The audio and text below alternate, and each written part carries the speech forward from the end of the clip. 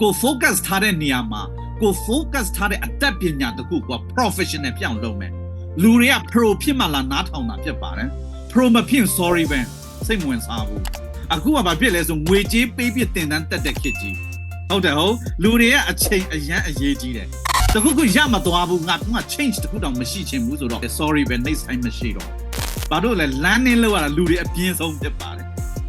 တကယ်ကိုတန်ဖိုးရှိမှတကယ်ကိုပေးနိုင်တဲ့ဆရာရောက်မှသူက landing လောက်ချင်တာဟုတ်တယ်မဟုတ်လား YouTube မှာလည်းအရန်များတယ်ကို self study landing လောက်ပါဆိုပြင်းကြတယ်မလောက်ချင်ကြဘူးဘာလို့ landing လောက်တာကဘာမှအပြင်းဆုံးအလုပ်ဖြစ်နေတာဟုတ်တို့တော့ကျွန်တော်ကတော့မြင်တယ် landing is equal to earning ကျွန်တော်လေ့လာကြည့်ဦးမှကျွန်တော်တို့ဒါပဲလဲရှာဖွေလို့ရမှာဒါကြောင့်အရင်တွင်းကုန်ထည့်ရမယ်နော်ပညာပိုင်းဆိုင်ရာမှာကိုပို့ပြီးတော့စိတ်ဝင်စားတယ်လေပေါ့ကျွန်တော်စိတ်ပညာပို့ပြီး crazy ဖြစ်တယ်ကဘာကျော်တဲ့တိုးတက်ရေးချမ်းမှန်သမျှအားလုံး